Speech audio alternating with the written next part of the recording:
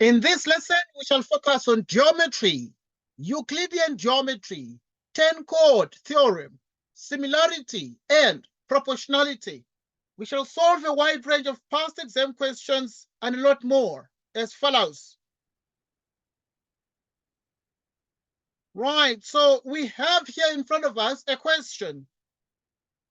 I want us to work together in solving this question. It's not a question of us just dishing out the answers, but it's a question of us making sure, right, that in the end, everybody is covered, but also everybody understands what actually needs to be done. Let's look at this question. In the diagram below, ABCD is a cyclic quadrilateral. So we're having ABCD is a cyclic quadrilateral. A, B, and D, C are produced to meet at E. Right, so we have A, B, and D, C are produced and they meet at E. A, D, and B, C are produced to meet at F. Right, A of B is 2x. A of B is 2x. DAB, right, we have D. AB is 3x. The angle AED is x. AED is x. Determine giving reasons the value of x. The value of x. Right, so to find the value of x, there are a couple of things that remain important here. Right, so we need to find the value of x, and the question then is, what can we do here exactly? Right, so there are a couple of things that remain very important. What is the size, for example, of the angle D1? Right, can you be able to find the size of the angle D1, this angle here? If one looks at this angle D1, one is able to see clearly that we have here a triangle like this, and at grade 10, we were told that if this is A, B, C, 1, 2, then the angle C1, right, is actually equal to, the angle C1 is actually equal to the angle A plus the angle B, and the reason for this is we say exterior angle of triangle. Now, as a consequence then, if we have the angle D1, it means that D1 is 3x plus x. 3x plus x, which is exactly 4x. And the reason for this is that we have the exterior angle of triangle. The exterior angle of triangle equals the sum of the interior opposite. Right, so, and this means that now D1 itself is actually equal to 3x plus x, and which is 4x. And the reason is we have exterior angle of triangle. Next point. Right, so what then can we do next here, Tando? What next are we able to do here, for example? Right, anything else that can actually be achieved at this point? Right, what is it that we can achieve? What is it that we can actually be in a position to achieve? Sir, Yes, what do you think? I'm I trying can to make see sure we that. participate. Yeah, I want to make sure we participate. You'll forgive me because I'm trying to make sure that, you just get to think a little bit of these things, so that you can learn them. I know it's not easy, but practice makes perfect. What do you think we need to do? Because we need to determine giving reasons the value of x. So I see that B1 is the exterior angle of triangle ABF. Exterior angle of triangle ABF, well done. So that the angle B1 is equal to what, Tando? Is equal to 5x. Equal to 5x, which is actually the same as 3x plus 2x. 3x plus 2x is what? It's actually equal to 5x. Why? Because it is an exterior angle of what? Of triangle. Good. So that this B1 is 3x plus 2x. Right. Next, what then do we do? So this one is 5x and the D1 is 4x. The question is, we need to find the value of x, and we have not found the value of x yet. So what do we do here moving forward? Any thought? Because we need to solve for x. We must get the value of x in terms of whether x is this or x is that. But we have not finished solving the problem yet. We're not yet done, correct? Okay, we're not yet done because we need to find the value of x. Maybe x is 1 billion or 1 million or 1,000 degrees, etc. I mean, what is it? What should be done next, Tando? What do you think? I also see an angle of C2. The angle C2. It is exterior angle of triangle BEC. It is an exterior angle of triangle BEC. Yes, I agree. Yeah.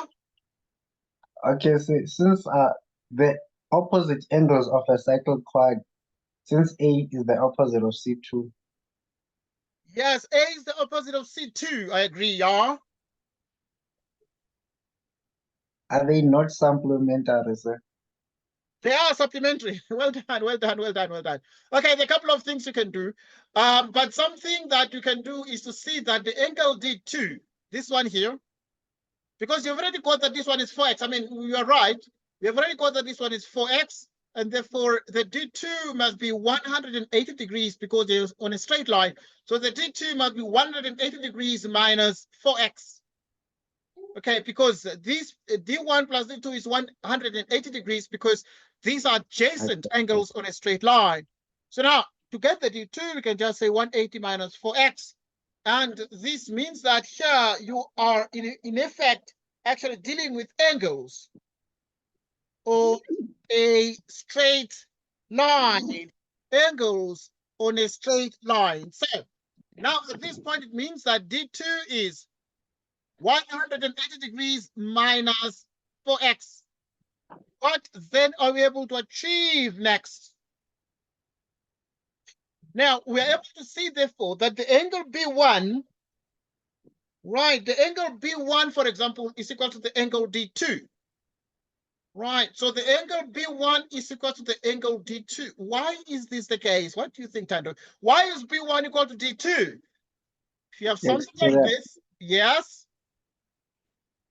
Of a cyclic quad. Exterior angle of a cyclic quad. Well done, excellent, Tando. So it is exterior angle of cyclic quad. Okay, we're gonna do a lot of geometry today. Exterior angle of cyclic quad. And then, yeah, exterior angle of cyclic quad. And therefore, what is the angle B1? Right, we know that the angle B1 is actually 5x, and the angle D2 is 180 degrees minus 4x. What then are we able to achieve out of this? It is very clear that at this point, you have 5x and you can add the 4 to the other side. And that gives us exactly 9x is equal to 180 degrees, which means 9x equals 180 degrees. You divide the left by 9 and the right by 9, and this means that x is equal to what? 20 degrees, and this is the value of x. Any question, any suggestion, anything to add or remove here, Tando? There's nothing, sir. There's nothing to add or remove. All right, yes. We continue. We continue. Right, so let's try this one. Now, this one reads as follows. Now, I'll need your maximum participation here and involvement in the analysis of this particular question. Right, in the diagram, TSR is the diameter. TSR is the diameter of the larger circle having center S. S is the center. Chord PQ of the larger circle cuts the smaller circle at M. Right, so you have the point M there. And you have that PQ is a common tangent to the two circles at Q. You have that PQ is a common tangent to the two circles at the point Q. SQ is drawn. So you have that SQ is drawn. The line segment RP is perpendicular to the line segment PQ. So you have that RP is perpendicular to PQ there. Moreover, MS is parallel to SR. We have that MS, this one here, is parallel to QR. Right, MS is parallel to QR. And the examiner marked them as parallel. Okay, all is good. Proof giving reasons that SQ is the diameter of the smaller circle. We need to prove that SQ is the diameter of the smaller circle. How do we prove that SQ is the diameter of the circle? How do you prove the diameter? Have you ever thought about it, Tando? If they say prove that SQ is the diameter of the circle, what do you think they want? How? How do you prove that you have a diameter? How?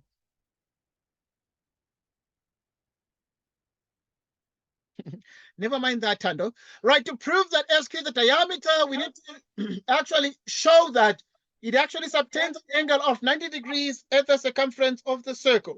Right, so that is what needs to happen. We need to show that SQ here, because if you have a diameter, it means you need to show that this particular chord subtends an angle of 90 degrees of the circumference of the circle. If that happens, then it means that we have that the chord that subtends the angle of 90 degrees is therefore a diameter. So at this point, we need to show that SQ is a diameter. So you need to prove, give the reason that SQ is the diameter of the smaller circle. So here is a smaller circle. If SQ is a diameter, it means that this angle it subtends must be what? Must be 90 degrees. It's called an angle in what? It's called an angle in semi. It's called an angle in semicircle. It's called an angle in semicircle. So now we need to therefore be in a position to establish that the angle M2 must in fact be 90 degrees. So where do we start? Because the angle M2 is not given as 90, but we need to prove that it is 90. So what do we do? What do we do? Okay. Now we need to use some facts. Like at this point, we have the TR.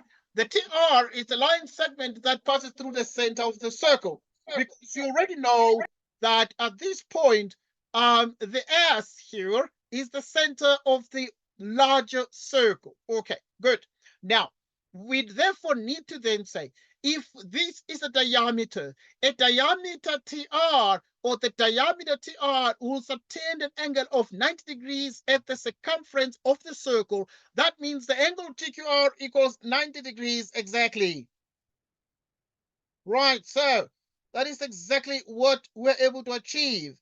So we're able to see that the angle Q1, right, the angle Q1 plus the angle Q2, right, is equal to what? Is equal to 90 degrees. The angle Q1 plus the angle Q2 equals 90 degrees, and this is an angle in semicircle. Okay, so we have therefore that this angle is 90 degrees, because why are we even concerned about this angle being 90 degrees? Because we want to prove that SQ is the diameter of the smaller circle. SQ being a diameter, it must attain an angle of 90 degrees. This angle M2 must be exactly 90 degrees, and therefore we must establish that it is 90. Now, to prove that M2 is actually 90 degrees, we need to deal with angles that are 90 degrees. And the closest is this one here, closest to the angle M2. And therefore, we are sure that angle Q1 plus the angle Q2 equals 90 degrees, an angle in semicircle. Next point. Next point is therefore that we're able to then say therefore, the angle M2 must be 90 degrees. If we are saying the Q1 plus Q2 is 90 degrees, it must therefore follow that the angle M2 is 90 degrees. Why? Because if you are in grade 10, you are taught the angles in C. If these are parallel to each other, there's an angle star and there's an angle here, dot here. It means therefore that the angle star plus the dot must be equal to 180 degrees. And what do we call these angles in C like this? They're called co-interior. The C stands for co-interior. And therefore this means that we have the co-interior. Right, co-interior angles. Right, why do we have co-interior angles? Because MS is parallel to QR. MS is parallel to QR. What is the next point? What is the next point? Right, so in other words, we've been able to establish that M2 is 90 degrees. We need to prove that SQ is the diameter of the smaller circle. For SQ to become a diameter of the smaller circle, henceforth, it follows that, so we can then say hence SQ is a diameter. Hence SQ is the diameter. Is the diameter. Why is it a diameter? It is a diameter because we are dealing with a circle like this, and then we actually therefore have that. We have a 90-degree angle here, right? We have a 90-degree angle here at the circumference of the circle. So in other words, what then are we able to establish? So at this point, normally we then say an angle in semicircle is a right angle. So in other words, we start with a semicircle, right? So if we start with a semicircle, you start with a diameter, right? And then we then say if you have a diameter, you have 90 degrees. If you have a diameter subtends an angle of 90 degrees at circumference. Looking at now, if you have an angle of 90 degrees, which is our situation, we have already established an angle of 90 degrees at the circumference of the circle, and this means that for this angle of 90 degrees must subtend, there must actually be such that this angle of 90 degrees is subtended by a diameter. So in other words, we have 90 degrees, we're looking at the reverse. The reverse is called the converse. It's called the converse. So that at this point, it follows, therefore, that this becomes the converse. Converse of what? It becomes the converse of the angle in semicircle. Converse of the angle in semicircle. Right. Any question, Tando? Because we're going to participate, we're going to ask you too many questions. Too many questions. Right. So anything you don't understand, okay, I'm going to repeat. We need to look at the question. What is the question? The question is, we need to prove, giving reasons, that SQ is the diameter of the smaller circle. SQ is the diameter of the smaller circle. If SQ is the diameter of the smaller circle, therefore it must subtend an angle of what? An angle of 90 degrees at the circumference of the circle. So we continue, therefore, accordingly. Right, so at this point, what this then means is therefore that if we have here, right, we have that Q1 and Q2, well, I mean, we need to prove SQ the diameter of the circle. To prove SQ the diameter, we need to establish M2 is 90 degrees. In other words, we must show that SQ subtends an angle of 90 degrees. How do we do this? We need an angle of 90 degrees. The closest we can be able to find an angle of 90 degrees, it's an angle sitting there. So now the TR is the diameter. A diameter is the chord that passes through the center of a circle. A diameter subtends an angle of 90 degrees, making the angle Q1 plus Q2 equals 90 degrees, which means Q1 plus Q2 is equal to exactly 90 degrees, which becomes an angle in what?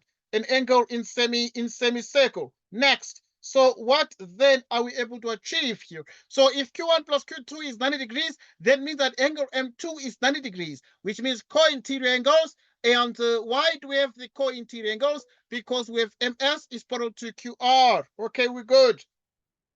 Now, then we continue.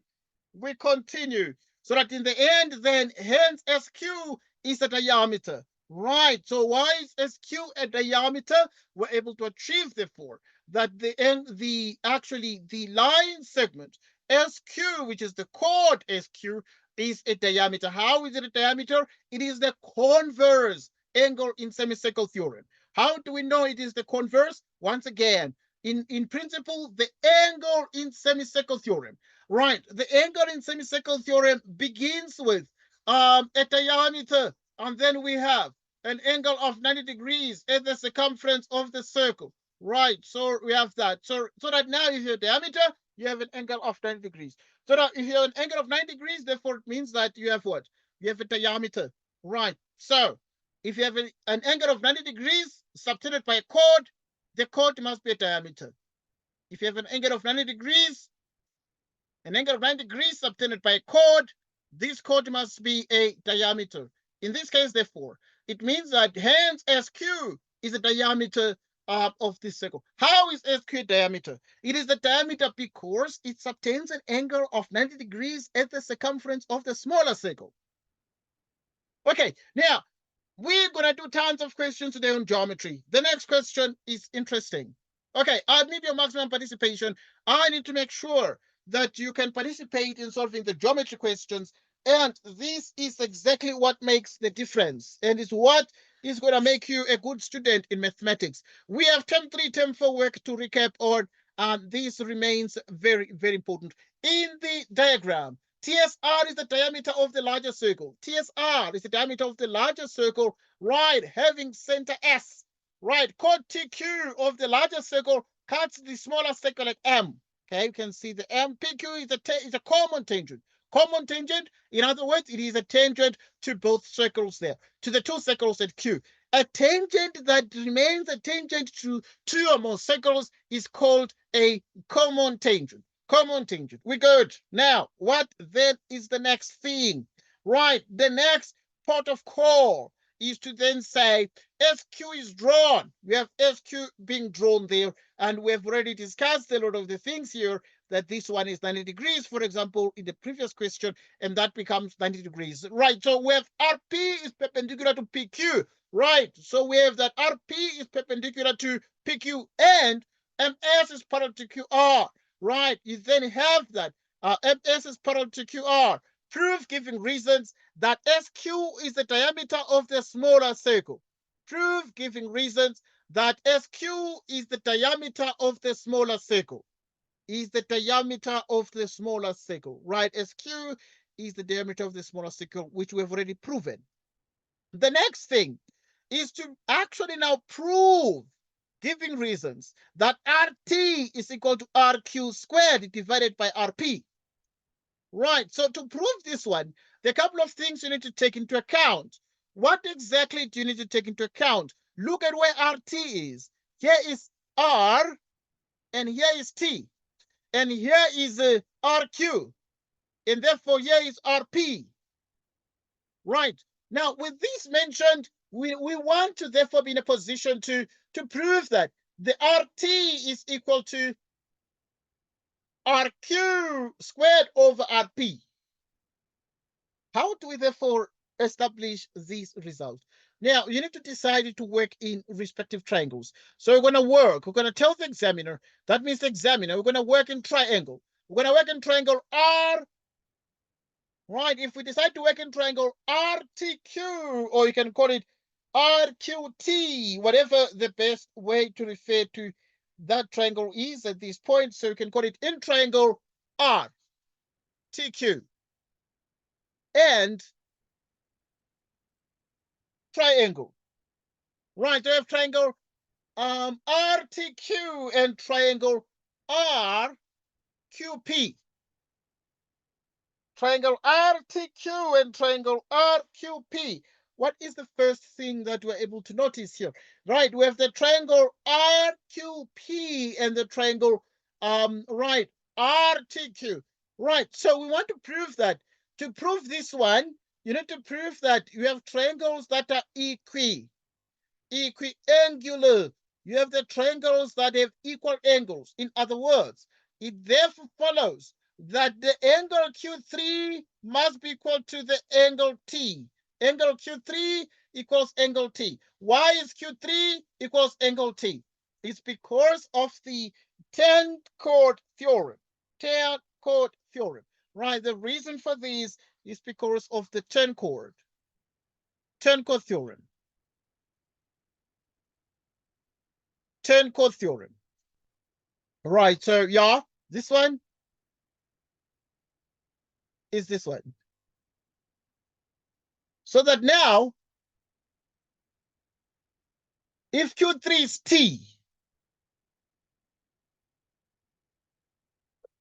right, so if Q3 is T, therefore we have one angle that equals this, then there's an angle of 90 degrees that appears here, for example, you have that the angle Q1, the angle Q1 plus the angle Q2 must be equal to 90 degrees. The angle Q1 equals Q2 plus Q2 is 90 degrees. And why is this the case? Well, we said that it's an angle in semicircle. It's an angle in semicircle, or similar an angle subtended by a diameter. And therefore, now at this point, if you have that angle Q1, so the observation, therefore, is that the angle Q1 plus the angle Q2, right, is equal to the angle P, which is 90 degrees. Right, so we have that the angle P in this small triangle is 90 degrees and is equal to this angle here, which is 90 degrees. And these are what? These are exactly what? Right, so in other words, if you have to show, if you have that this is 90 degrees and that is 90 degrees, then obviously you are able to see that this is 90 and that is 90. And the P is 90 because it was given that way. And then the next thing we can establish here is therefore that. So we have Q3 equals angle T, angle Q3 equals angle T, and we have this. And then we also have the next point, which is the angle. Right, so we have some remaining angles here, like we have the angle R1 in the big triangle TRQ, and also you have the angle R2 in the triangle RQP, so that in the end, then we have the angle R1 must be equal to the angle R2. Right, that's what we're noting. So the angle R1 is equal to the angle R2. And what is then the conclusion here? The conclusion, therefore, is that if you have here the triangle RTQ, right, so the angle RTQ is actually similar to the triangle, right? So you have the triangle RTQ is therefore similar to the triangle RQP. RQP. Why are these two triangles similar triangles? Why? Because angle, angle, angle. Right, we have established equiangularity. Okay, now, if we have established equiangularity, what then do we do here? We continue to do the following. Now, the couple of things you need to take into account are moving forward. What exactly are those? It is the fact that now these are in order because R1, angle R1 is equal to angle R2. Why is the angle R1 equals angle R2? And we then say angles of triangle because we have already established a couple of facts here as a matter of fact. So we move forward. Right, so now, what then do we need? We then are able to say that at this point, the angle R1 is R2. So R equals R, T equals Q, right? But also Q equals P, right? And this is enough to then say RT over RQ, right? So we have RT over RQ, RT over RQ, it's TQ over QP, which is equal to, right, you can take also RQ over RP. Okay, now look at this. This is called similarity and proportionality. So RT goes with RQ. Right, so we have RT over RQ. And then RQ goes with RP. Right, so we have RQ over RP. And then we also have TQ over QP. Right, and upon careful examination, we then are able to make the following identification. So we're going to take this part here, right, with the RQ, because there must be RQ squared. We need RT and RQ. So we're going to take RT and RQ, but also here RT, RQ. So now this means that if you have the RT, right, so if you have the RT, so you're going to be able to take the following thing: RT over RQ, RQ over RP. Right, so now you cross multiply here, which means that RT is RQ, which is exactly RQ squared over RP, like this. And this is the answer to this. You need to pay attention to this. So to prove these particular proportionalities, you need to prove something. What you need to prove? You need to prove angularity. Angularity. You need to prove that there are two triangles, which are triangle RTQ and triangle RQP, which are equiangular. How did we show? How do we show? We showed in particular here the equiangularity. We went through the proof. Please take your time to reason this out, Tando, and make sure you understand. I'm just solving this one because I know it's a bit long, but obviously the notion of similarity and proportionality is not very popular. So I'm trying to make sure that you get to get the sense of what is happening here. Right. So we've answered 10.1.2. 10.2 is the next. 10.2 is next. Right. 10.2 is next. MS is 14 units. So with MS is 14 units, and PQ is the square root of 640. Calculate giving reasons the length of the radius of the largest circle. We want to find the length of the radius. The radius of the largest circle now, there's a radius, here's the largest circle. It has the radius TS, but also there's a radius SR. We can find any of those. And if you find any of those, then we're good. But now, we can also use this answer. We can also use the fact that we've already got that RT is RQ squared divided by RP. So we can use the previous result excuse. You can use this previous result we got above to actually be in a position to find the radius of the larger circle. So what do we do here? Surely there are a couple of things we need to establish here, but what exactly do we need to establish here at this point? We need to actually find RQ.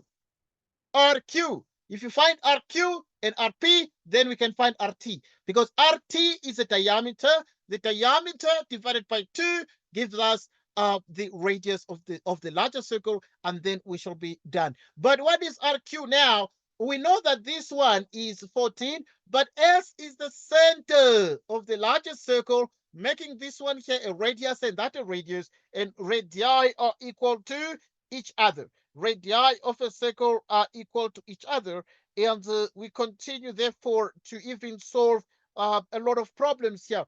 And we have actually the following results and the following facts, right, as follows. We then are able to continue and say the following.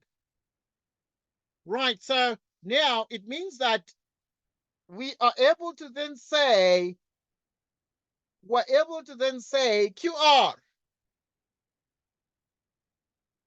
QR is equal to, right, QR, which is a longer side than this, because this a theorem we call the midpoint theorem. What does the midpoint theorem say? So now if we have this equals this, this equals this, that is the midpoint theorem, so that this cuts the sides into obviously equal parts there. And now it means that QR itself is going to be 2 times 14, because it's the longer side and this is the midpoint. So the midpoint theorem says that a line joining the midpoints of 2 sides of a triangle is parallel to the third side and equals half the third side. With that mentioned, we therefore have the following as follows, right? So the couple of things that you need to obviously take into account as you move along, but so that you are able to get exactly what we desire. What do we desire? So it is 2 times 14. What is 2 times 14? It is actually 28. 28 units.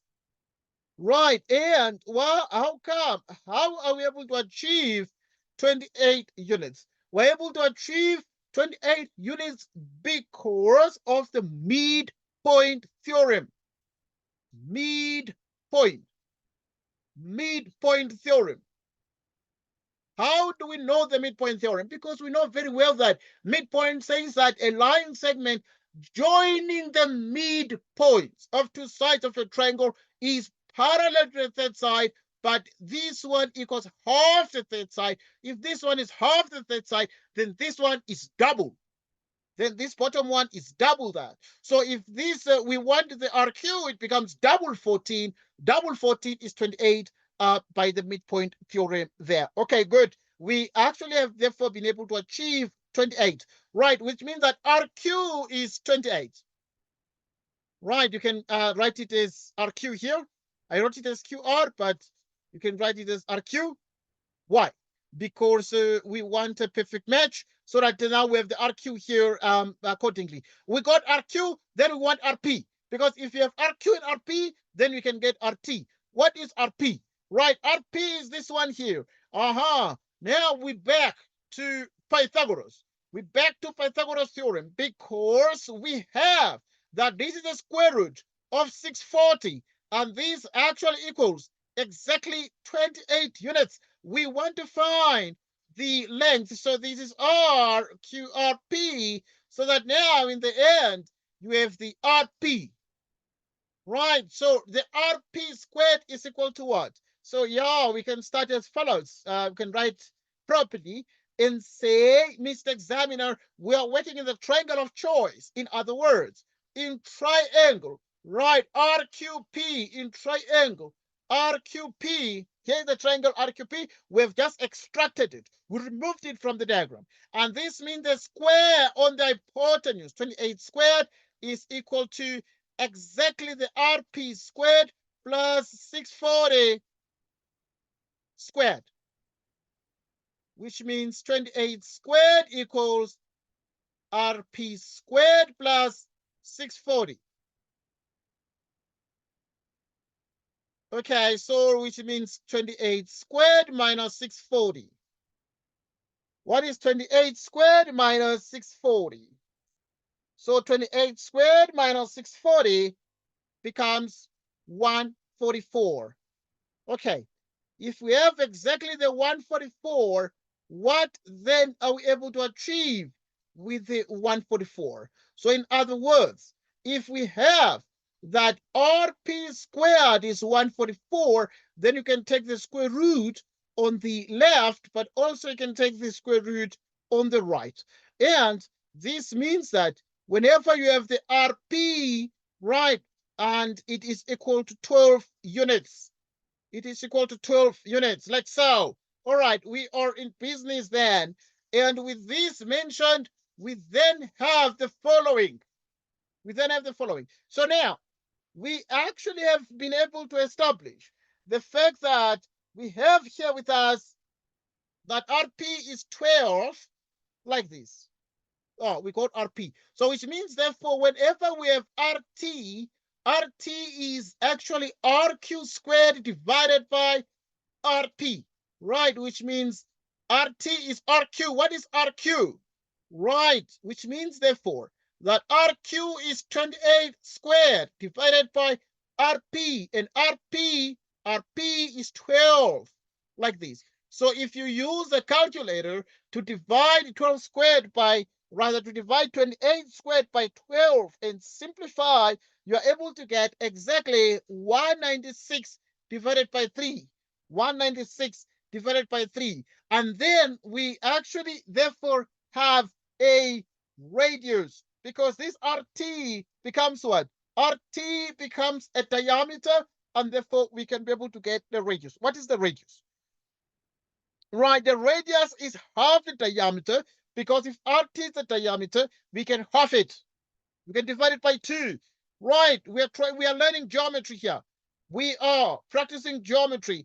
And then we then say, what exactly do we need? We're going to just put it in this small section here. We need the radius, so which means that the radius. Right, the radius. What is the radius? It is RT divided by 2. 1/2 of 196 divided by 3, which is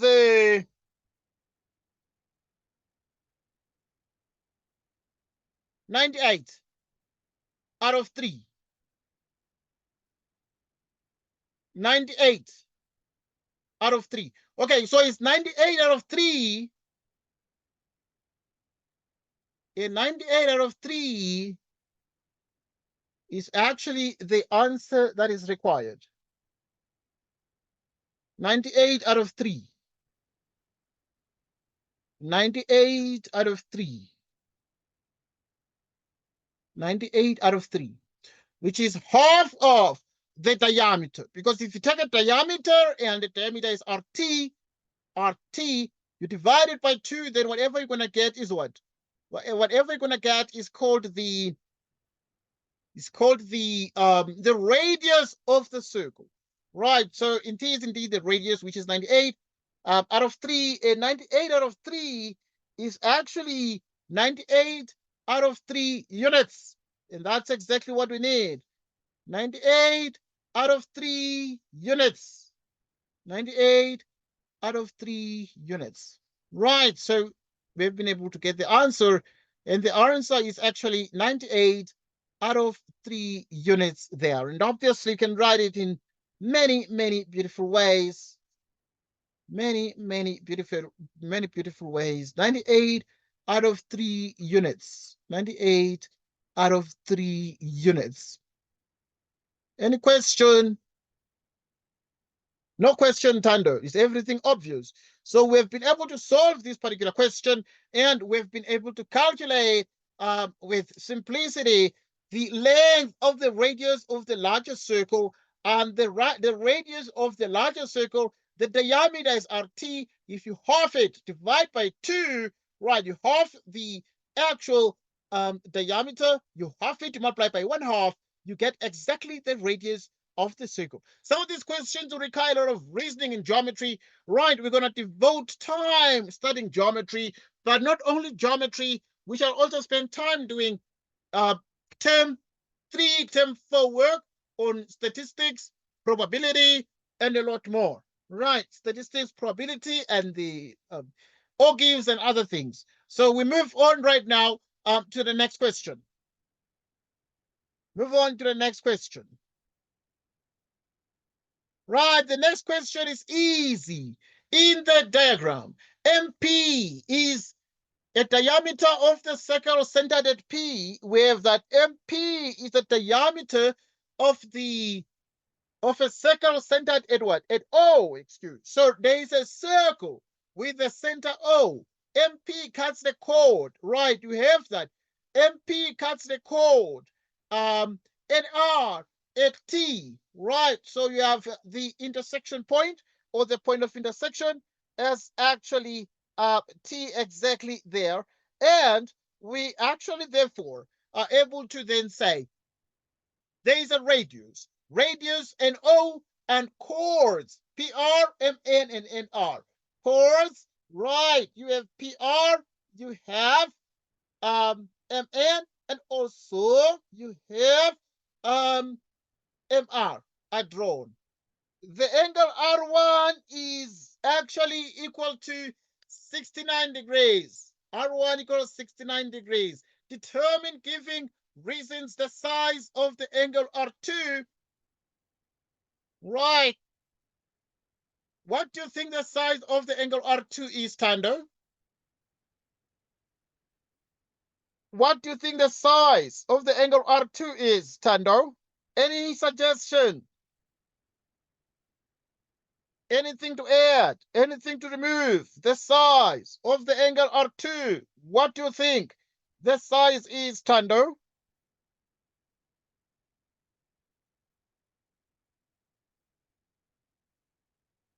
What do you think the size is, Tando?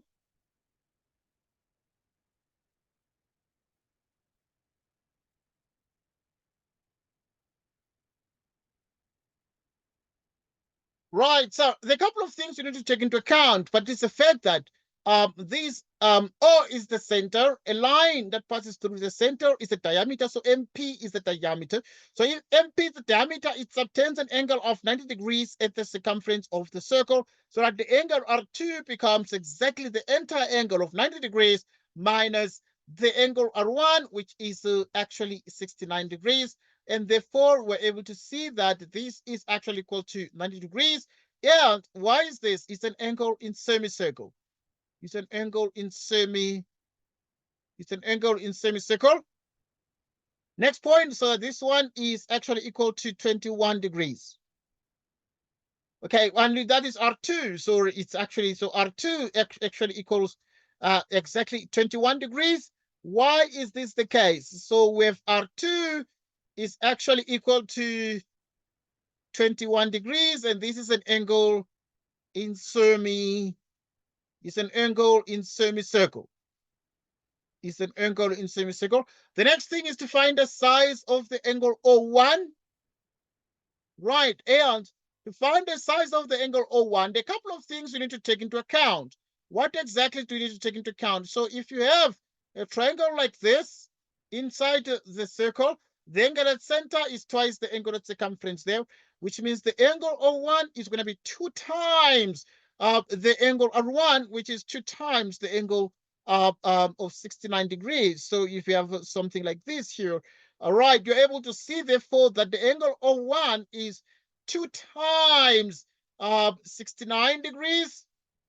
Right, so 2 times 69 is 138 degrees. So, in other words, the O1 is 2 times 69 degrees, 138 degrees.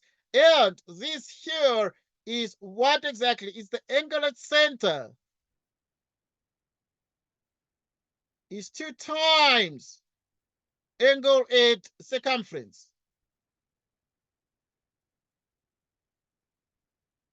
Angle at center is 2 times angle at circumference. Angle at center is 2 times angle at circumference. And the next question is to then say, what is the size of the angle M1? We're interested in finding the size of this angle. What is then the size of the angle M1? What is the size of the angle M1? Right, so the size of the angle M1. Right, so now the size of the angle M1 equals what? Right, so the size of the angle M1 is that the angle M1 can be determined with much ease and simplicity. The couple of things you need to obviously take into account, but one thing that is very important about the M1 is that we are able to see, right, that this is this. This equals this. Right. So as a consequence, we have the following. So now the angle M1, if you check very carefully, what exactly are we able to achieve? So if you look at this here, and you look at this here, right, and you look at this, you look at that, right, and you look at this, right, so you are able to see that these are angles most certainly in the same segment, right? These are angles in the same segment, and therefore, if these are angles in the same segment, we have therefore the desired result that the angle M1 is also equal to 21 degrees. So the angle M1 equals 21 degrees. Why is the angle M1 equals 21 degrees? Because we see the bow tie, and these are angles in same segment. Angles in same segment. Angles in same segment. Right, so we have angles exactly in same segment, and we continue then moving forward. We continue then moving forward here as a matter of fact, and we move to the next thing. We move to the next question, and the next question is the angle M2. The angle M2.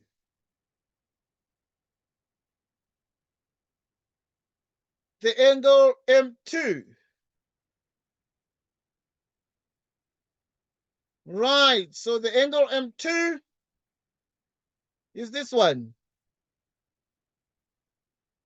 All right, so the angle M2, then this is what we want. But now you actually, therefore, have been in a position to determine a couple of angles. But now, what would, okay, if it is further given that NO is parallel to PR, right? So we have that NO is parallel to PR. So if actually NO is parallel to PR, then you'd have exactly the following. Right, so NO is parallel to PR. With that mentioned, then we have precisely the following. What exactly do we have? We have already got that the angle O1 is 138 degrees. So with that, then we can be in a position to obtain the angle O2, and the angle O2 is equal to the angle P, and therefore this is 90 degrees. So that at this point, it is very clear that the angle O2 is 180 degrees minus 138 degrees, which is the same as 42 degrees. And these are angles on a straight line.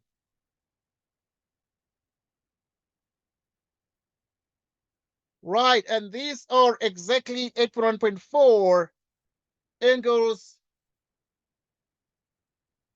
on a straight line. Angles on a straight line. So that in the end, then if this one is 42 degrees, and therefore also this one will have to be 42 degrees, the angle P. And to find the size of the angle M2, then you already know this one is 42. This one is actually a 90 degrees, and therefore you then say in triangle. Right, in triangle MPR. In triangle MPR, you have that the angle M2 plus the angle P, which is 42 degrees, plus the angle of 90 degrees is 180 degrees. Why? These are angles in triangle. These actually remain exactly angles in triangle, or the sum of angles in triangle. Right, can write that properly and say the proper reason for that in the curriculum is the sum of angles in triangle. The angle M2, 180 minus this. So it's 180 minus 90 minus 42. And that gives us exactly 48 degrees. 48 degrees. And therefore, that is the answer. So that in the end, then we have the angle M2, which is actually equal to exactly 48 degrees there. So, yeah, it's something you need to think about, something you need to evaluate, and it's something you need to ensure that you understand, as a matter of fact, right, that you understand properly. And we continue to solve a wide range of problems as follows. wide range of problems as follows. Now, you need to ensure that you are able to understand everything, but also that everything here goes very, very well. Right, so we continue.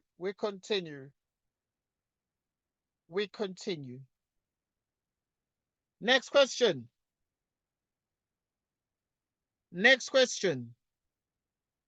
Right, the next question is this one on similarity and proportionality. And this is, by and large, the proportionality theorem.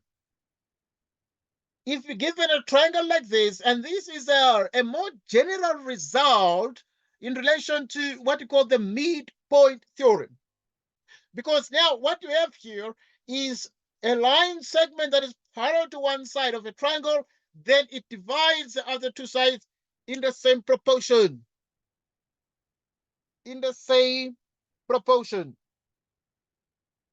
So we continue right now. As follows. Now, how do we then prove this particular result here? So we need to brainstorm. Right, first things first, we do what we call a construction. How do we do the construction? We join BE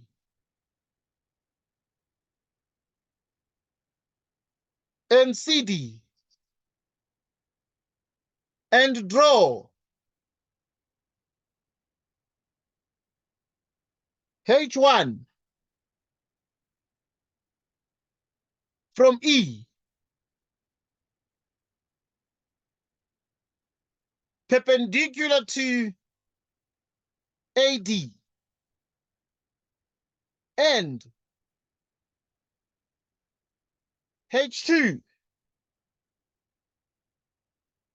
from D perpendicular to AE.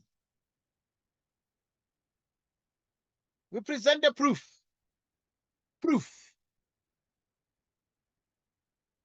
We present the proof. Right, in presenting the proof, then we then say, here is the proof. Right, so the proof is as follows. So we're going to do a couple of constructions. So we shall join BE. And we shall also join CD.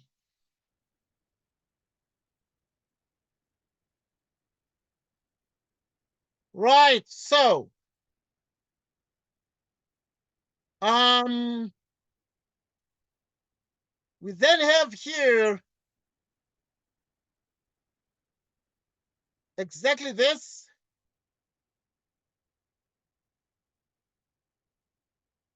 constructions. And then this one is height 1, and this one becomes height 2, like so. And this means that whenever you have the area of triangle, right, so you have the area triangle ADE, area triangle BDE. The area of triangle ADE is half AD multiplied by the height H1. Okay, so you can put multiplication, that is a dot, to avoid any possible ambiguity. Somebody thinking there is an X. Right.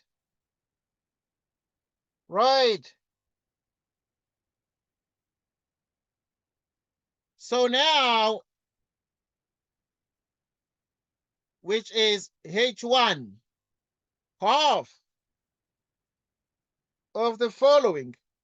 So now you'd have the following. So if you look at the BDE, half BD, and the height is H1. So which was AD BD.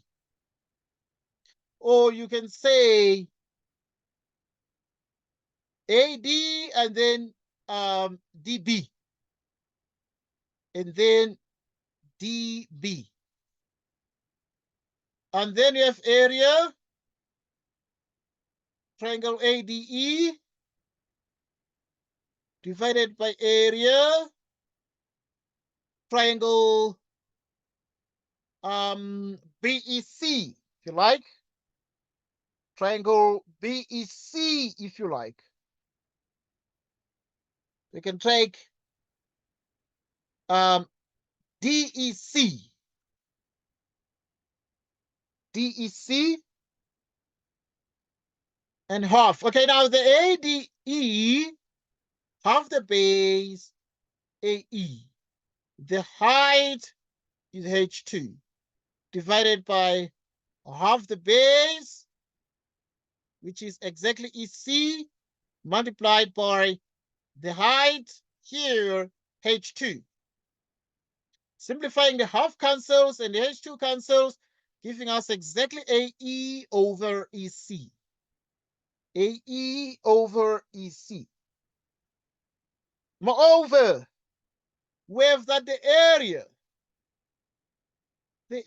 triangle ADE is equal to area triangle ADE, right? And this here, because now we're dealing with the numerators here.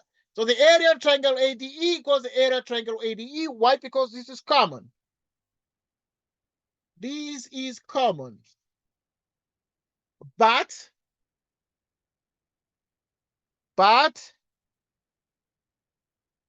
area triangle BDE equals area triangle DEC. Same base and height. Same base and height. And we have that also simultaneously DE, same base and height, but simultaneously DE, right, DE is parallel to BC, like this. So that now we have the top, and the bottom, and therefore area triangle ADE over area triangle, the top one, which is BDE, triangle BDE. This is equal to area triangle ADE divided by area triangle DEC. Right, so because the area of triangle ADE is ADE and BDE is DEC, the conclusion, therefore, is that AD over, right, the conclusion is therefore that because this one is AD over DB must be the same as AE over EC, like this, AE over EC, AE over EC. Any question? Any question on this one? So this is how you need to prove this theorem. Use the diagram above to prove the theorem, which states that a line drawn parallel to one side of a triangle divides the other two sides proportionally. That is, prove that a line parallel to one side of a triangle divides the other two sides in the same proportion. And the same proportion means that AD over DB equals AE over EC. And this is exactly what you need to learn. And you need to ensure that you internalize these concepts here, because these are very, very important. We move to the next question. Right, and the next question is actually a very interesting one. And what you have here is nothing other than a diagram. In the diagram, M is the center of the circle. A, B, and C are points on the circle such that AC equals BC.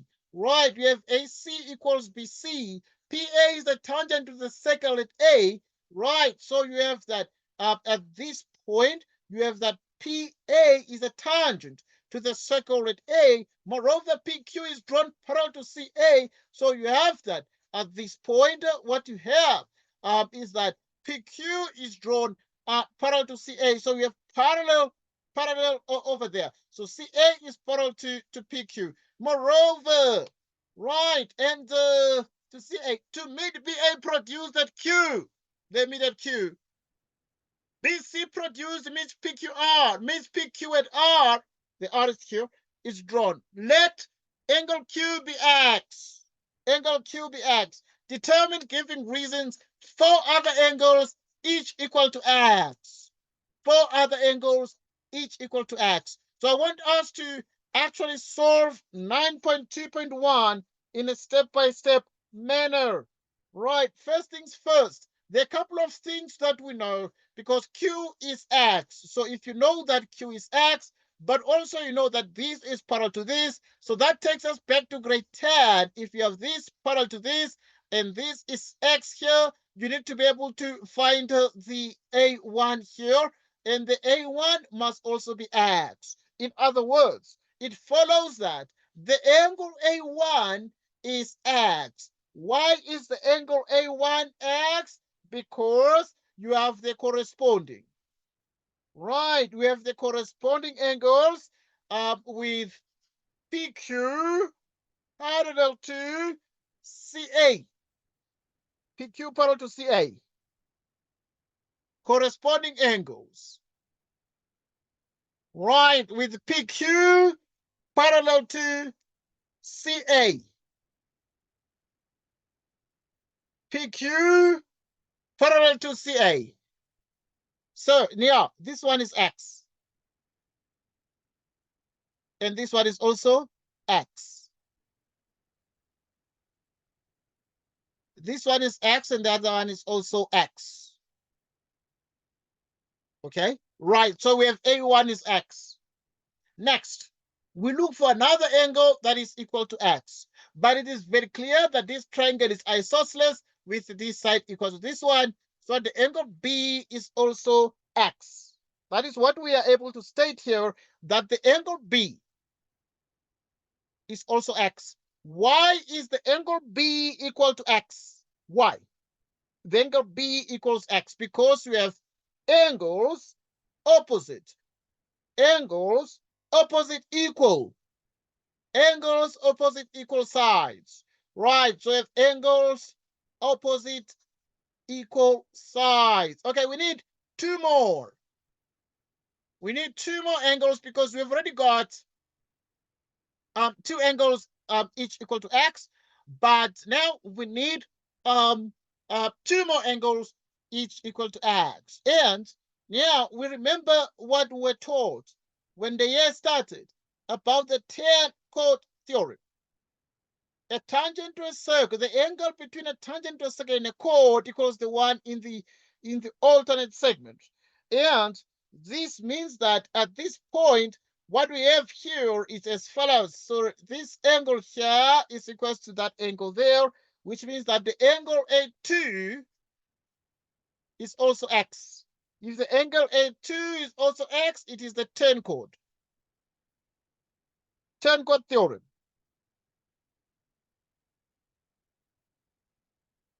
Tan-chord theorem. So that now you have that this is also x. This is also x. Right, so obviously at this point, we need a lot more angles that are x, but also because this one is parallel to this one, these angles here form x, so that this angle here obviously also is equal to the angle A2, which means that the angle P is equal to x. Why? Because we know the angles in Z. Right. So this angle here equals this angle there, which means that you have alternate angles. Why? Because you have PQ. PQ is parallel to CA. PQ is parallel to CA. PQ is parallel to CA.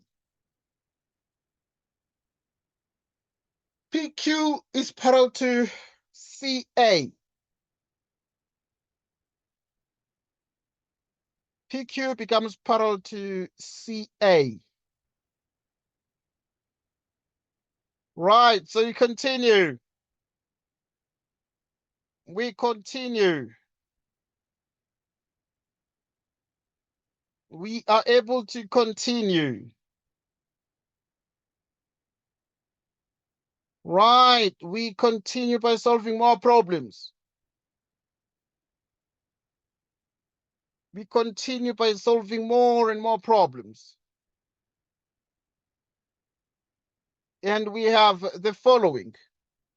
Okay, now, in the first question, we have to determine four angles, right, four other angles each equal to x, and therefore we have 1, 2, 3, 4. So we indeed have four angles each equal to x. Now, the next thing we need to do is to make sure that we actually now solve the 9.2.2. The 9.2.2.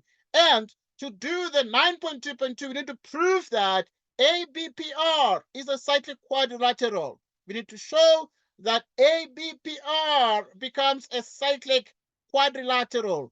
So how do we do this? Right, that ABPR is a cyclic quadrilateral. How do we therefore establish this result here? How do we establish this result here? We proceed as follows. We proceed as follows. Right, so to show, okay, we already know this one is x. X because it's isosceles. The A2 is x because of the Tan-chord, and also this one is x as well. Okay, these are the angles there, and also that is x. So we have actually obviously four angles each equal to x. Now, we need to prove that ABPR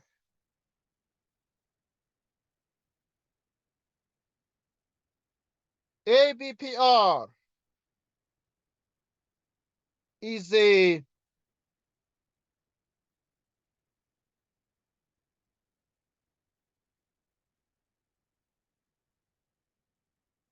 right. So now,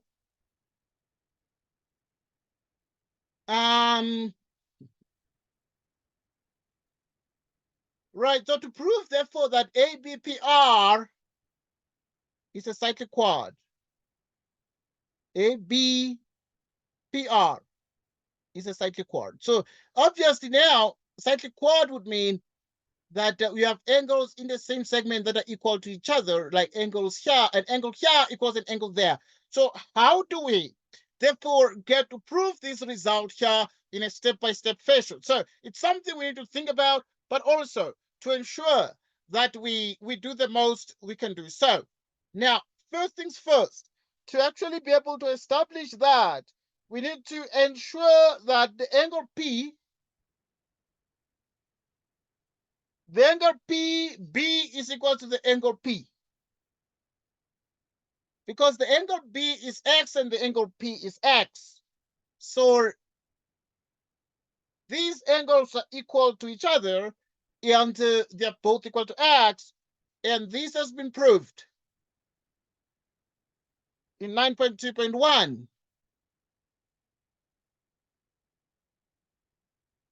Therefore, A, B, P, and R are concyclic.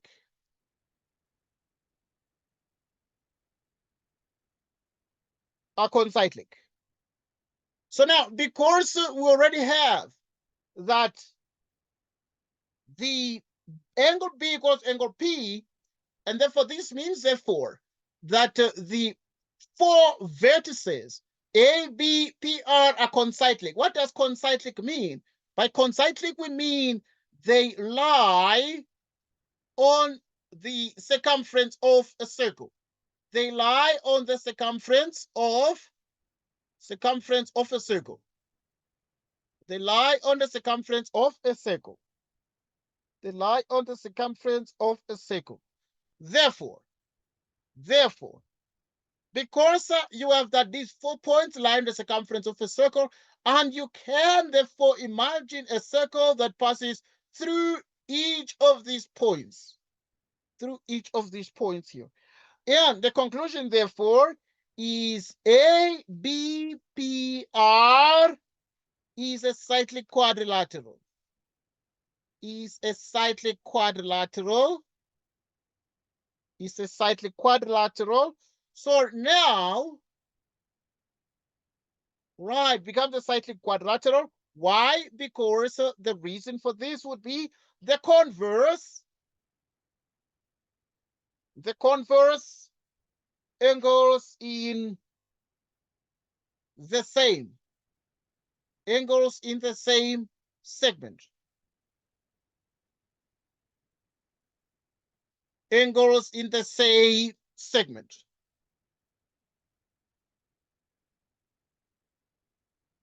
Angles in the same segment. Right, so, right, we have exactly that. So now we've been able to achieve this, but we've been able to prove that ABPR is a cyclic quadrilateral. ABPR is a cyclic quadrilateral. Why? Because we have angles in the same segment that are equal, and that becomes the converse of the angle in the same segment theorem. How is it the converse of the angles in the same segment theorem? It is the converse because the angles in the same segment ordinarily begin with a circle. And if you have a circle and you have angles that are in the same segment, therefore the angles become equal to each other, so that the angle star would be equals to the angle empty circle there, like that. So now, either way, what we're trying to put across here as a message is that this converse is that it actually starts with equality of the angles. So if you have angles that are equal to each other, then you can be in a position to then say you have if the angles in a same segment are equal to each other, then you have that we have a cyclic quadrilateral. Then you have that ABPR is a cyclic quadrilateral, right? Why? Because you have those angles that are equal, and the ABP and R are concyclic points, and these concyclic points, they're points that most certainly lie on the circumference of a circle. They lie on the circumference of a circle. So we continue right now to actually establish these, and we establish these very, very carefully as follows. Right. So the next thing right now to try and prove is 9.2.3. In 9.2.3, we want to prove this particular relation. Right. BA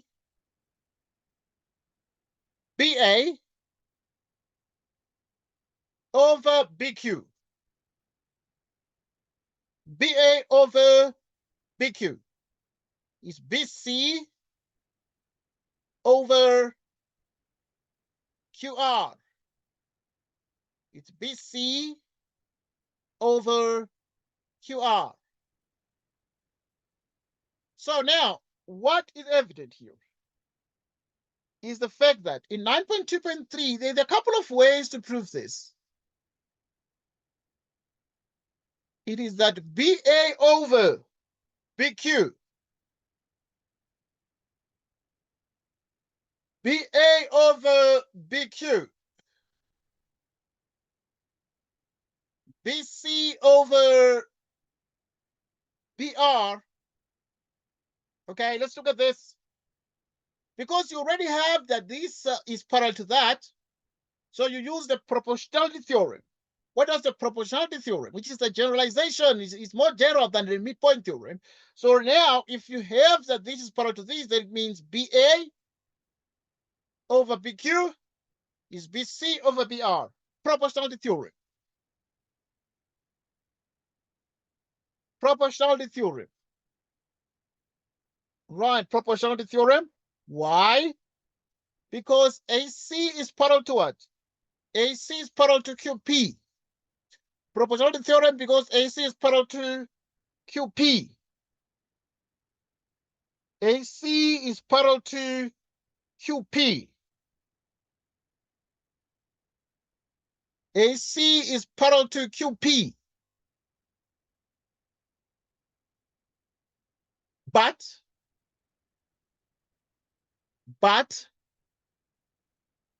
what is BR equal to? What is BR? Because this one is X and this one is X and this one is X. So if you look at this particular triangle here, with this angle X and that angle X, it means therefore that you have that but QR is equal to BR, which is the sides opposite equal angles. So that in the end, we have that the QR is equal to BR. The QR is equal to BR. Sides opposite equal angles. Therefore,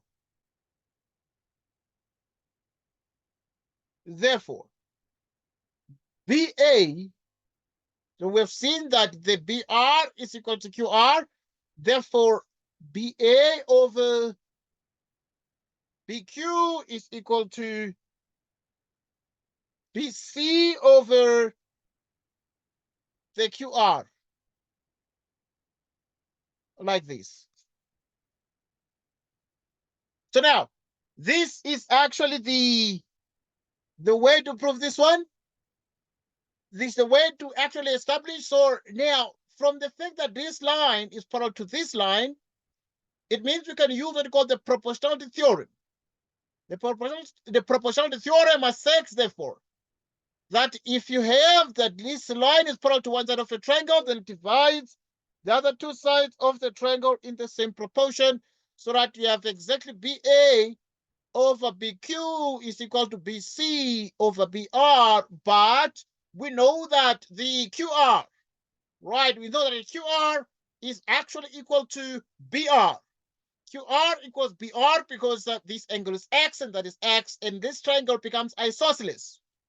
And therefore, at this point, we have BA over BQ, and this is actually BA over BQ, it's BC over BR, but the BR is QR. Okay, they just obviously look at the fact that we've been able to establish that BQ over BA over BQ is BC over QR, and we've been able to achieve this particular result.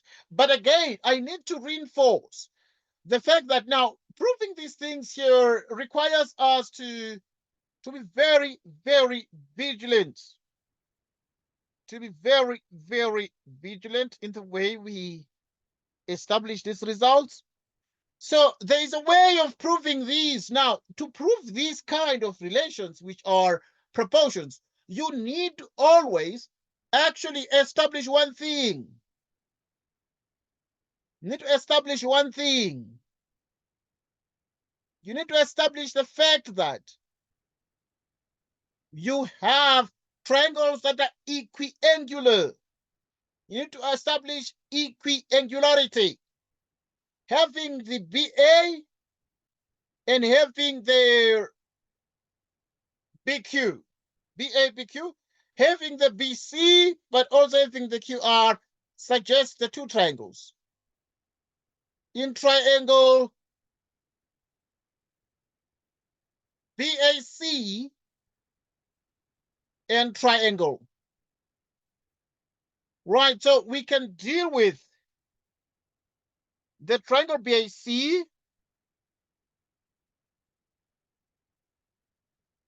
Okay, now let's look at the first thing. Now look, this one is X, X, X, X.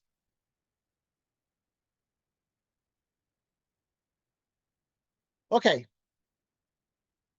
Right, so now what are we able to establish?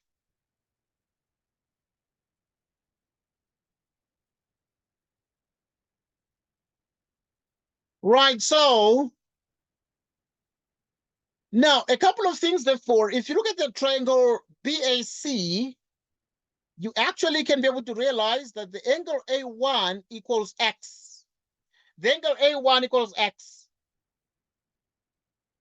But if the angle A1 equals X, but this X is also equal to angle B, so that angle A1 is equal to angle B. And this one here has actually been proved. It has been proved in 9.2.1 above. In 9.2.1 above. Moreover, the angle B equals the angle Q. Right, we're able to note that the angle B equals the angle Q, which equals X. Even here you can write like that. That A equals B equals X. A equals B as angles equals X. And this has been proved in 9.2.1 above. Right. The angle C1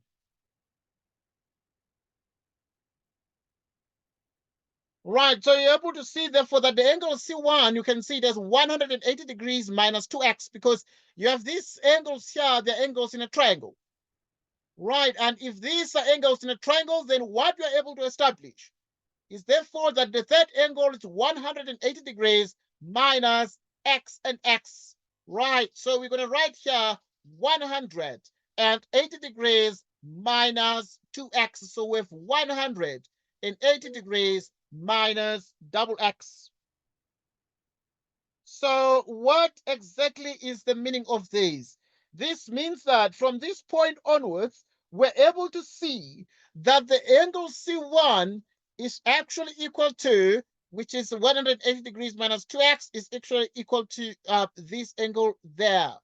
Is equal to this angle there, and these angles here are as follows. What exactly do you have if C1 equals BRQ? The angle C1 is actually equal to the angle BRQ.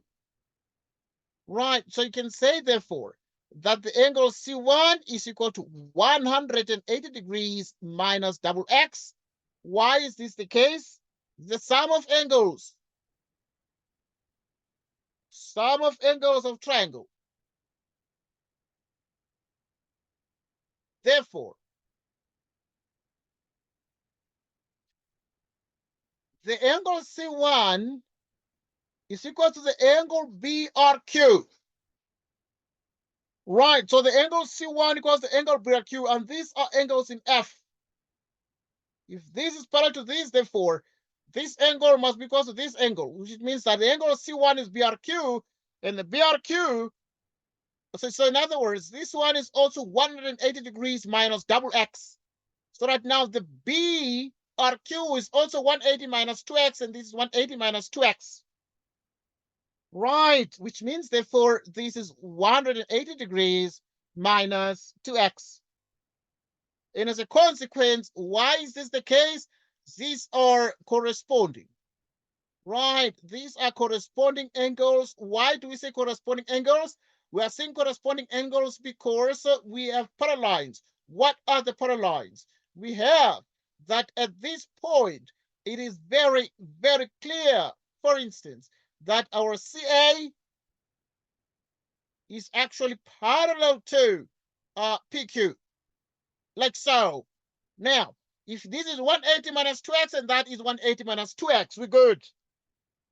Now, what exactly is the meaning of all these things here? The meaning of all these things here is therefore that we can actually most confidently say, therefore. We can then say, therefore. Right, so therefore, triangle, right, you can take triangle BAC is similar to, if you look at the triangle BAC, the angle B there, we've already seen that it is actually equal to the angle Q. Right. The angle B equals the angle Q. So you're going to write here that this is triangle Q. The angle A in the angle A in the triangle BAC is actually equal to the angle B. A is equal to B. The angle C,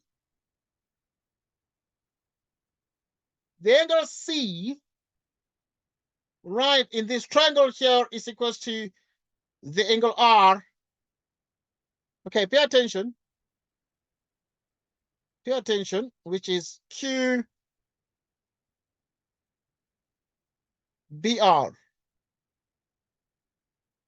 QBR. QBR.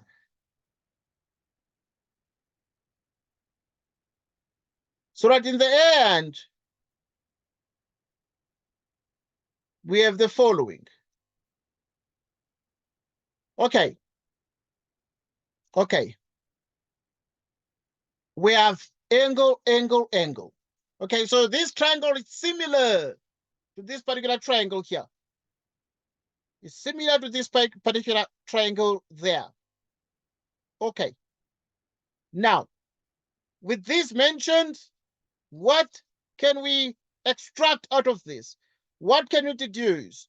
We can be able to see that BA, BC, AC. All right. Right, so in the end, we have BA over this one. You can call it QB, but you can also call it BQ in line with this. So you take the things in pairs. You take those in pairs. So it's BA over now QB. You can call it BQ is equal to. Then you have exactly right. We have taken BA, and then you take BC.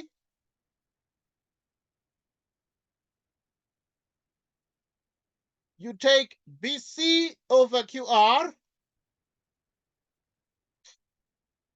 BC over QR. And also, you actually are able to take AC over BR. AC over BR. Right, so we have BA over BQ, and then we have the BC over QR. In other words, we're going to write our conclusion in green color, which means whenever you have BA over BQ equals BC over QR. BC over QR. BA over BQ equals BC over QR. Right, so we have exactly these here. We have exactly these here. So in other words, here we wrote in triangle BAC, and you can say in triangle QBR. Once again, just taking this in the same order so that the angle B equals the angle Q, the angle A equals the angle B, the angle A equals the angle C equals the angle R. So pay particular attention and make sure that you are able to understand this, but also you are able to interpret these particular results. And we've been able to achieve this and to prove this in a step-by-step fashion. And we proceed moving forward as follows. We attempt right now to do the next question. The next question. Right, so the next question is the angle at center is twice the angle at circumference.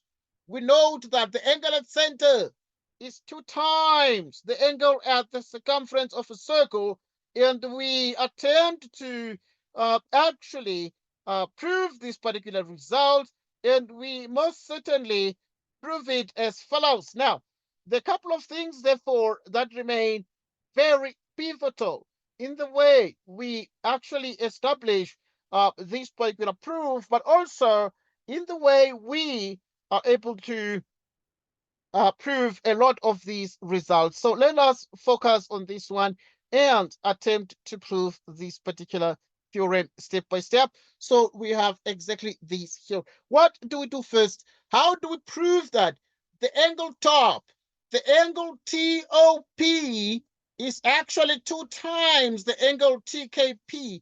How do we prove this here? How do we prove this here as a matter of fact? Now, to prove this here, we take a couple of things into account, and we need to ensure that we have the following. So we perform what we call a construction. Right, as part of our construction, you draw KO and produce. We draw KO and produce. So we're going to do this. Right. 1, 2. The angle O1, K1 plus T.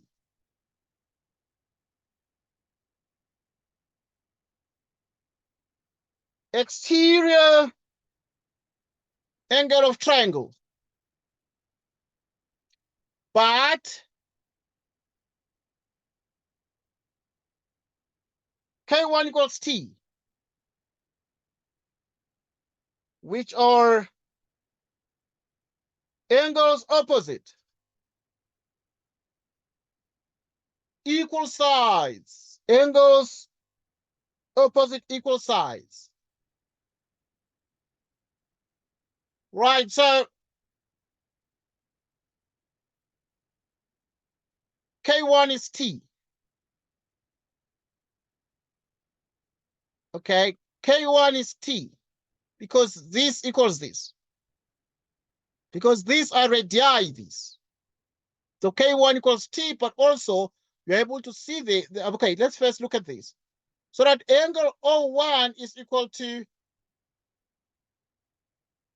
the angle K1 plus the T is also the angle K1, and then this is 2 times the angle K1. The angle O2. The angle O2 is K2 plus angle P. Exterior angle of triangle. But K2 is equal to angle P. Angles opposite equal sides.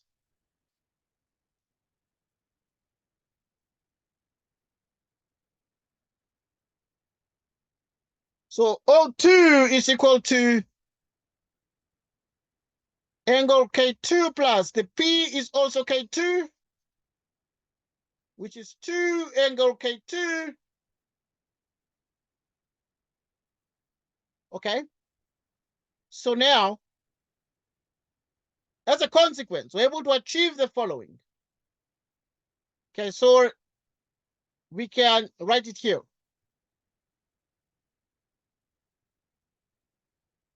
Angle O1 plus angle O2 is 2K1, 2K2.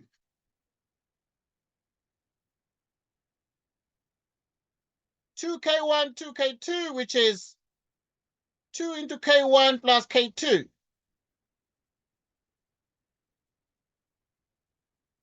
Okay, which is 2. What is K1, K2? Right, so K1, K2 is the rest of the angle TKP. So now, at this point, we actually able to make the following observation. Right, so that now the O1, O2, it means that we have TOP angle is 2 times TKP. Okay?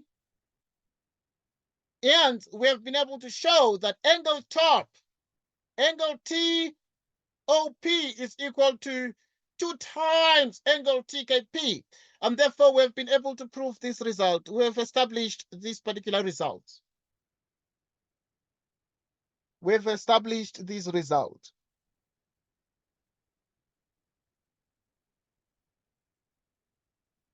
We've established this result.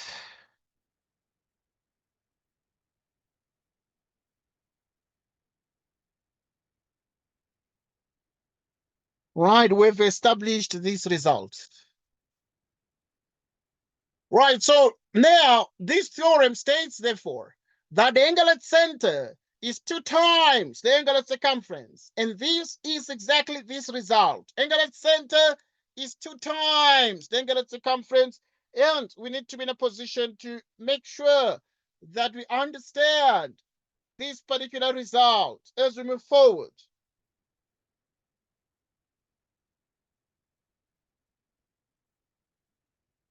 Right, we need to make sure we understand this particular result as we move forward. Let's do the next question. Okay, now I need to mention that you need to learn this proof. This proof is something you need to learn. It's very important in mathematics.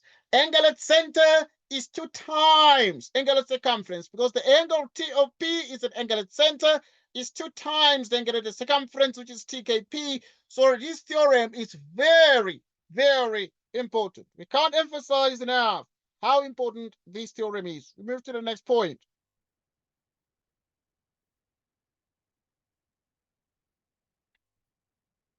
In the diagram, or in the center of the circle,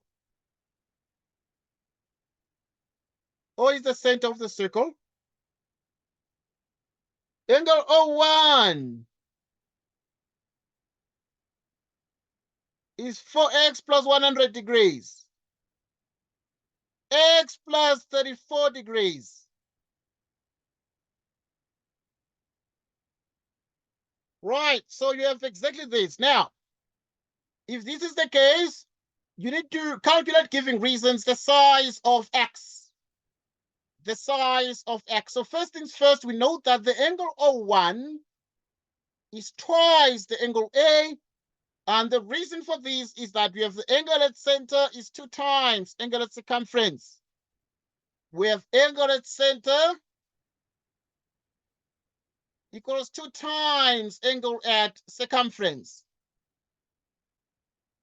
Angle at center is 2 times an angle at circumference, so that the angle O1 is 4x plus 100 degrees, which is twice A plus 100 divided by 2, which is 2x plus 50 degrees. Right, so which means we have 2x plus 50 degrees. 2x plus 50 degrees. Meaning we have the size of the angle A, and then also we have the size of the angle C. The angle A together with C is 180 degrees, and this means that these are opposite angles of cyclic quad. Opposite angles of cyclic quad. The angle A is 2x plus 50.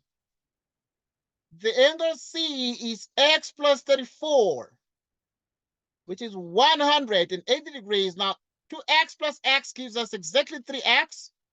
50 degrees plus 34 is 84 degrees. 180 minus 84 degrees is 96 degrees, which equals 96 degrees. You divide here, get exactly 32 degrees. And we're supposed to get x, and that means the value of x equals exactly 32 degrees. The value of x equals exactly 32 degrees. The value of x equals exactly 32 degrees. Okay, so you need to think of this and make sure that you are able to understand this particular result. And most importantly, you need to make sure that you are able to use the angle at center equals the angle at circumference theorem.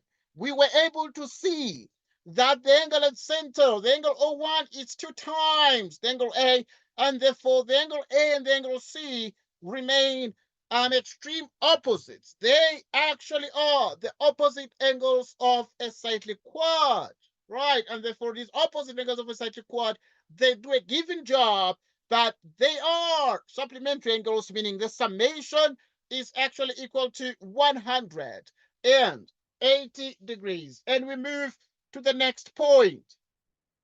We move to the next point. Right, we move to the next point as follows.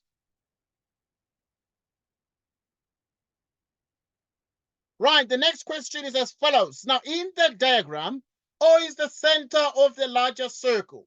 Right, we have that in this diagram, we have that O is the center of the larger circle. We have 2 circles here, and those 2 circles, they actually touch internally. They touch internally. OB is the diameter of the smaller circle. We have that OB, the diameter of the smaller circle, and we will say more. But chord AB of the larger circle intersects the smaller circle at M and B. We can see the M and the B there as points of intersection, and that is clear. Write down the size of the angle OMB. Provide a reason for your answer in 8.3.1. 8.3.1. Now look.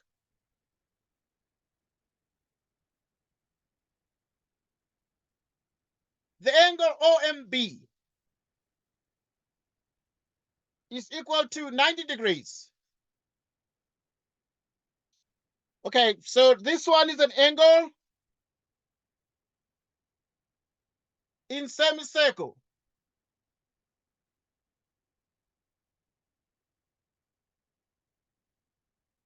Angle in semicircle. So that now, because now if this here is such that you have that OB is the diameter of the smaller circle, this OB is the diameter. Being a diameter, it means that it subtends an angle of 90 degrees at the circumference of the circle. And the examiner goes on to say, write down the size of the angle OMB. That means, therefore, we can confidently say the angle OMB is actually equal to 90 degrees. Right, so why is this the case? So we're able to see, therefore, that the angle OMB is 90 degrees because it is an angle in semi. It's an angle in semicircle. The OMB, the angle OMB, the angle M is subtended by a diameter, and this diameter always, no exception, diameters subtend angle or angles of 90 degrees. The angles become 90 degrees as long as they are subtended by a diameter at the circumference of a circle. Now, we proceed and look at the next point, and we proceed to do even more reasoning as follows. Right, so we then say, the examiner said write down the size of the angle OMB and provide a reason. We've written the size of the angle OMB and we've provided a reason, and it is angle in semicircle. Then we need to try the next question. The next thing is we need to attempt the next question. What is the next question? If AB is the square root of 300 units, OM is 5 units. Calculate, giving reasons, the length of OB. The length of OB. Right, so now at this point, we already know something. Right, OM is 5. And AB is the square root of 300.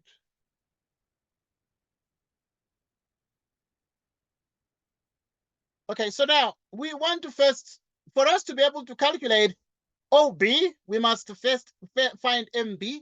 So we note that MB is actually half of AB. Right, and this AB is the square root of 300, which is actually 100 by 3. And you divide this by 2. 10 the square root of 3, you divide by 2. 5 the square root of 3. Okay, now with this, why is MB equals 1/2 AB? MB is 1/2 AB because of the fact that if you have a line from center perpendicular to chord, line from center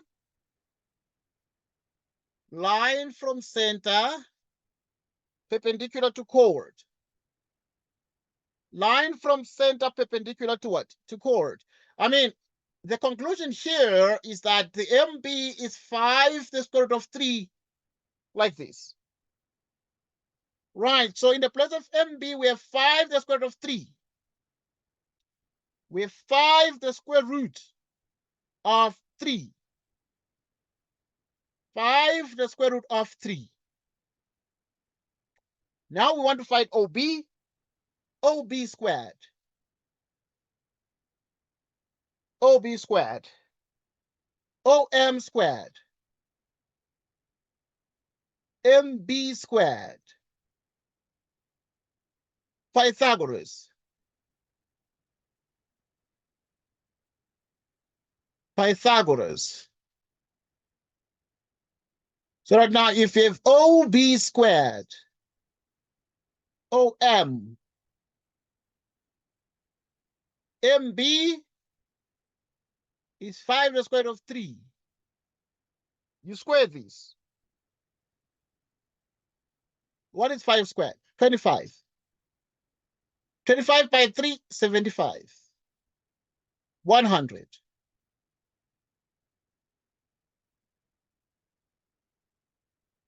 OB squared is 100.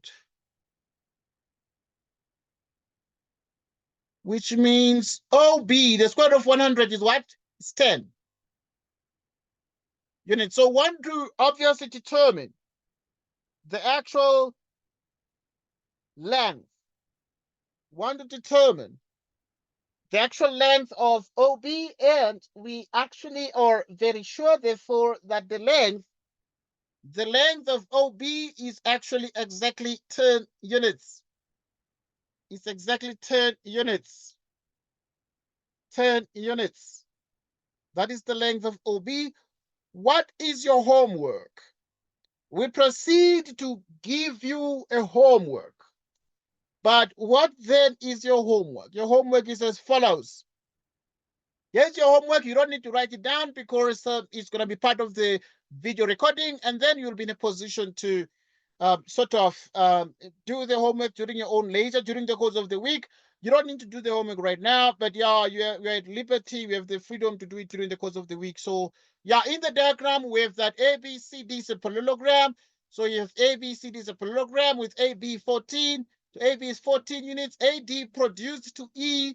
Right, so AB is produced to E. Right, so if we have that AB is produced to E such that AD, the ratio of AD to DE, the ratio of AD to DE is 4:3. EB intersects, right? So we have that EB intersects DC in F.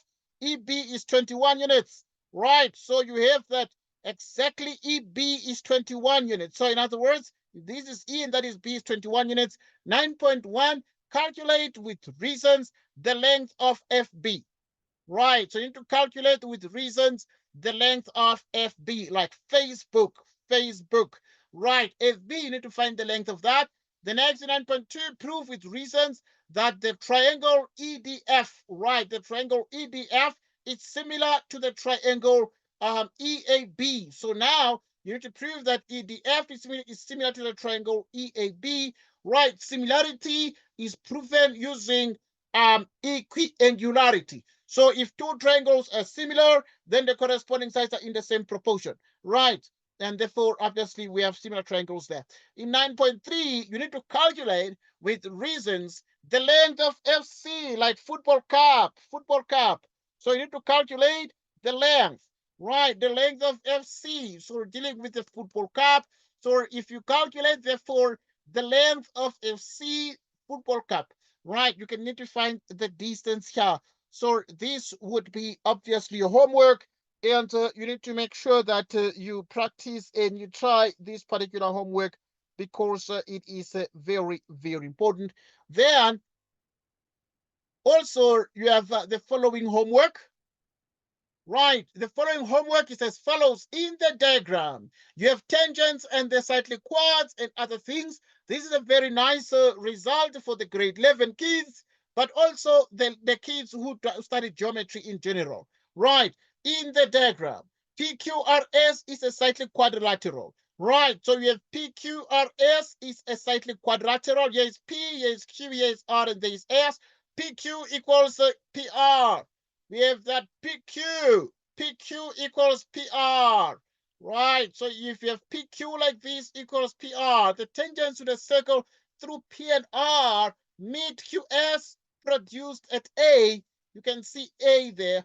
RS is produced to meet tangent AP at B. So you're able actually be able to see that AP there, tangent AP is actually met at the point B. Right, they met at the point B. The point B is visible, right? And PS is produced to meet tangent AR at C. So you also have that at this point here, we have that PS produced right to meet the tangent AR at C. You can see the C there. PR and QS intersect at M. So you have the M. Proof giving reasons that the angle S3 is equal to the angle S4. You need to establish step by step that the angle S3 equals the angle S4. 10.2. SMRC is a cyclic quadrilateral. SMRC is a cyclic quadrilateral.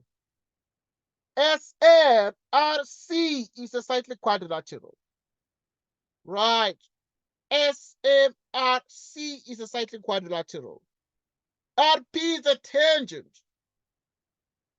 Right, you need to actually prove, giving reasons, that RP is the tangent to the circle through. Okay, let's take a look at that one. So you need to prove that RP is the tangent to the circle passing through P. Okay, P is this one. S, it's this one. A, it's this one. Right, P, S, and A at P.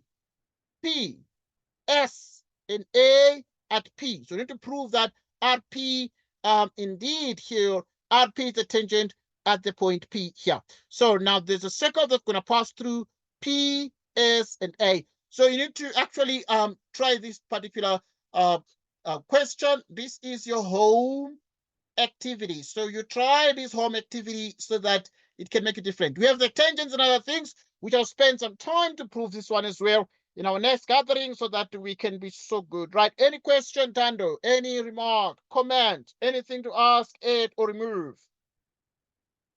What more can we say? Nothing much to say. Right, so we thank you for joining us. It was awesome having this discussion today afternoon. Right, our next lesson is at 8 o'clock p.m. Right, we're going to meet at 8 o'clock p.m. We're going to be doing science. That is the plan. Right, I'm going to see how many students obviously are going to join there. Sometimes I switch between science and math. In case I have some math students who might wish to join then at 8. But the original plan is to do science between 8 and 10. Right, I thank you guys for joining us. It was awesome having this discussion. Right. Until next time, take care and have a good evening. And goodbye. Goodbye.